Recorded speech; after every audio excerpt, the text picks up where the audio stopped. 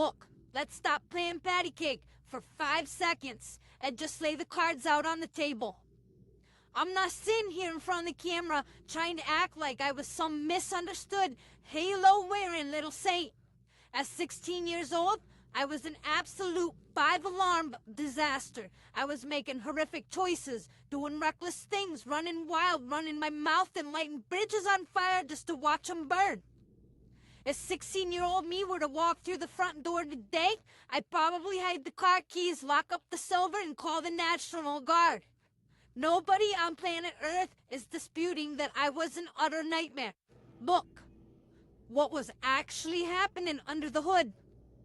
I was taken by my biological mother as an infant and adopted by my grandparents. I didn't even lay eyes on that woman again until I was 19 years old.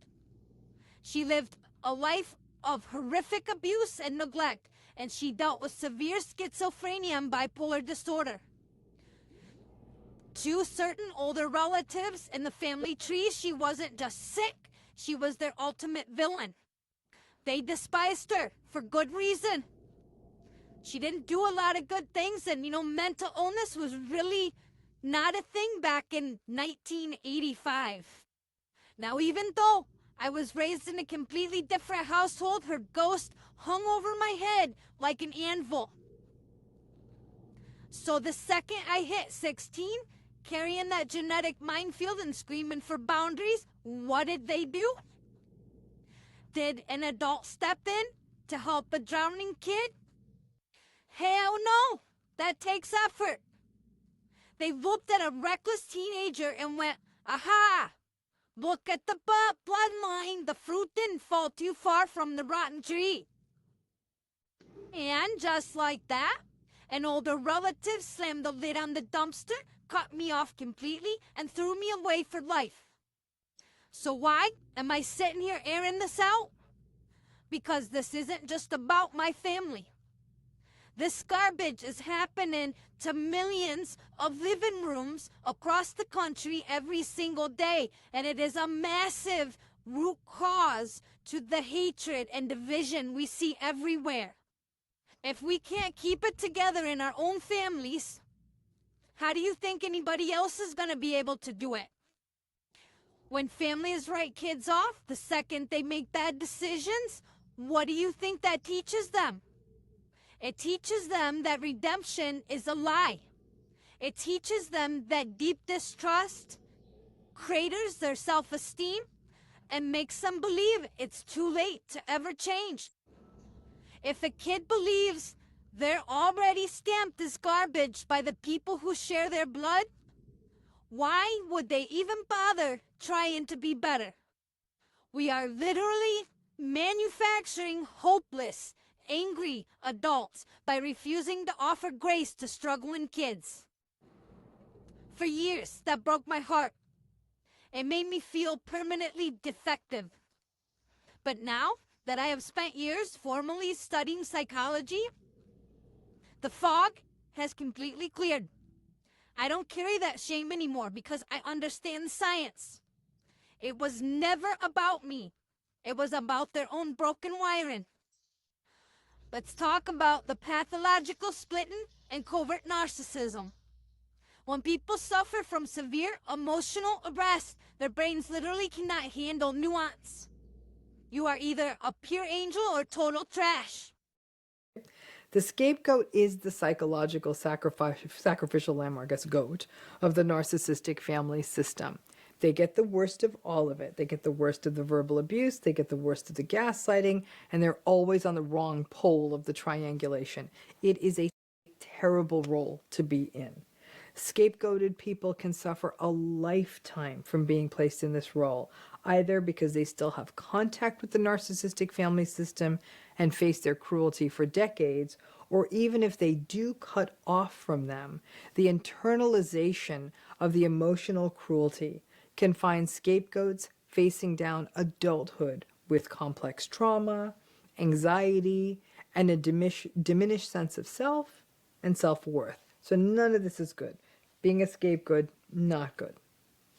But But during this most recent month in my healing program, we took on this issue of roles. And one question that came up repeatedly was, does the narcissistic person specifically choose the scapegoat? How do they make the decision of who to scapegoat? And my response to that is that it's not a conscious process. The narcissist isn't rubbing their hands together and calculating who the scapegoat is. The scapegoat in a system ends up being the scapegoat for so many different reasons, in a family certainly. Birth order, gender, appearance, abilities, interests, many, many other things. In fact, the narcissistic parent doesn't even believe they are scapegoating the child. They will blame the child for anything that is going wrong, and that parent, that narcissistic parent, likely views themselves as a wonderful parent who is above reproach.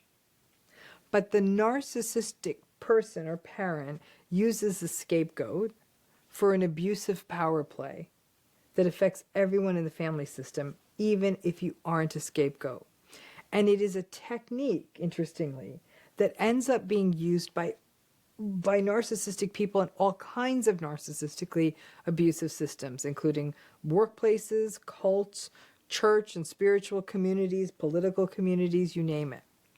What the narcissistic person does is they turn the scapegoated person into an example. Watching the scapegoat be threatened, verbally abused, and abandoned for being bad may be done publicly to serve as a reminder to others of what happens if you break ranks or let the narcissistic person down, a sort of public pillory in the town square to warn others off from daring to exert themselves or make a mistake. The sad issue here is that the scapegoat is often not even trying to exert their autonomy or anything like that.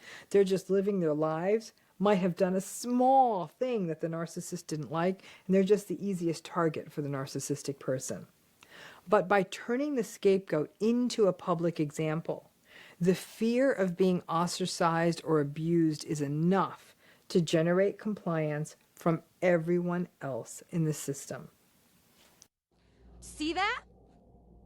It's a literal defense mechanism. If they admit for 2 seconds that you grew up, changed, and got your life together, their entire mental hard drive crashes. They have to admit that cutting off an adopted 16-year-old kid was pure emotional cowardice.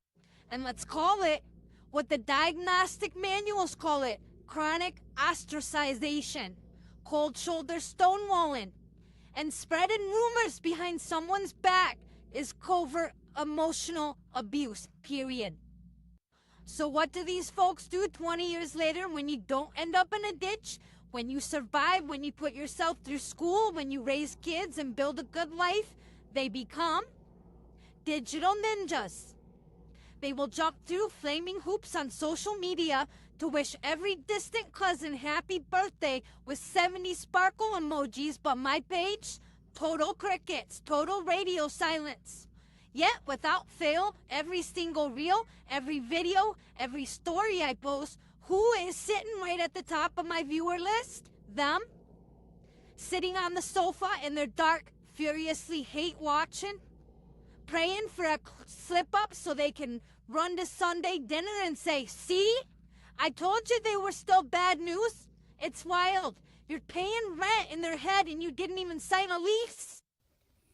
For Jung, the hero's journey was the journey inside the unconscious, and that would be perhaps in some sense that the willingness to face everything terrible that's happened to you and to think it through and to articulate it and to come to grips perhaps with your own capacity for malevolence. That was a really important part of Jungian ideas, that the first step towards individuation, which is the manifestation of your full self, let's say, was the discovery of your shadow. And your shadow is the part of you that will do terrible things under the right circumstances and maybe even without that much provocation. And you know, and it's a terrifying part of you to come into contact with, because it's sort of the way that you're specifically attached to the archetype of evil. That's a good way of thinking about it. And you know, modern people, they don't really think much about the idea of good and evil, but that's because most of them are so damn naive you can just barely even comprehend it.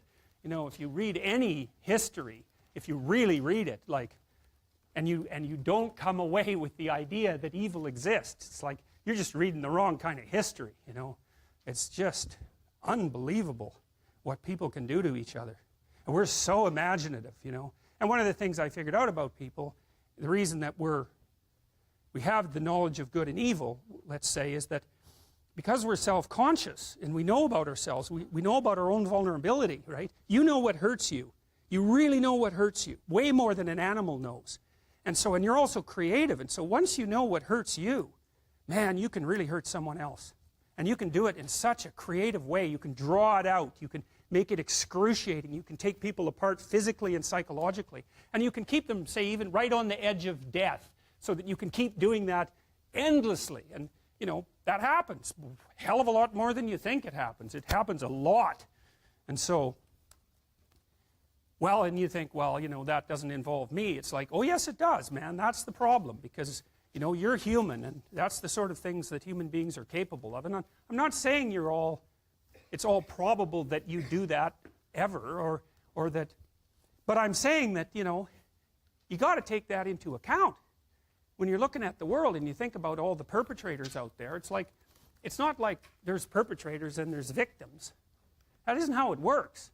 It doesn't work that way at all. And so the horrors of humanity, as well as the noble elements of humanity, are all elements of your central being. And for Jung, and this is the terrible thing, for Jung, the pathway to higher wisdom was through the terrible portal of, well, you could say hell, for that matter. Really. And so who wants to do that, man? It's like, no. You know, like maybe you're resentful about something. Well, you probably are, because like everybody's resentful about something, you know. And resentment is just a vicious emotion.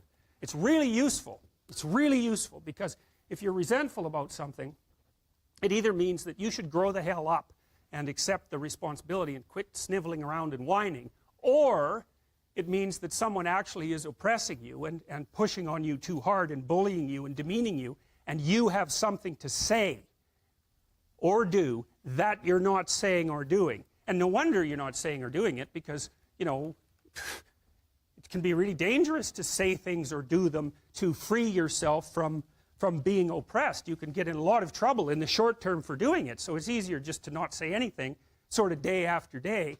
In the short term, you protect yourself, but it just crushes you. And then the resentment comes up, and resentment, man, that can just get so out of hand, you know. It starts with resentment, and then it goes to the desire for revenge, you know, because you'll play nasty little tricks on the person that's oppressing you. At any chance, you'll talk about them behind their back, and if they want you to do something, you'll do it badly, or you'll do it grudgingly, or you'll do a half-rate job, and you'll set up little traps, and, you know, so it puts you in a poisonous space. And then if you really start to dwell on that, say, in your basement for 3 or 4 years about just exactly how terrible the world is and how that's focused on you and how everyone's rejected you, and how you get to this point where you're thinking that, you know, existence itself is a kind of poisonous endeavor, and that the best thing for you to do is go out there and do as much, you know, create as much mayhem as you possibly can. And if you really get to a dark place, you think, I'm going to create as much mayhem as I possibly can by targeting the most innocent thing I can possibly imagine. And so that's a bad road, man. There's dark things down there, but you can go there, and people do, and they go through the hole of resentment. And so resentment can tell you you've got something to say. You bloody well better say it. You gotta free yourself from what's oppressing you. You have to stand up for that, because otherwise you become oppressed, and then once you're oppressed, that's just not so good. And so, like in your marriage and your relationships, you got to tell people what you're thinking. You don't have to assume you're right. The absolute irony of all this, I don't even hate them. I honestly pray for their healing. Waking up every single day with a chest full of 20-year-old venom is a miserable way to spend your life. God is about redemption and forgiveness. I was on the phone the other day with one of my closest friends. We were talking about our history, and she said something that hit me right in the chest. She said, you know, we had that massive falling out years ago where we didn't talk on the phone for a couple of years. And honestly, I can't even remember what we fought about. God completely took it from my heart. True forgiveness is forgetting the score and moving on. That's it, folks. That's what real maturity looks like. When you truly heal, when you throw the ledger in the trash, and you don't punish people for who they were when their brains weren't fully formed. My door is cracked, not because I need their validation anymore. I already know who I am, but because I believe in the power of grace. But that door only opens if you leave the ancient garbage on the porch. Until then, you can keep watching the feed from the cheap seats because the admission is completely free. And life over here is as peaceful as it can be.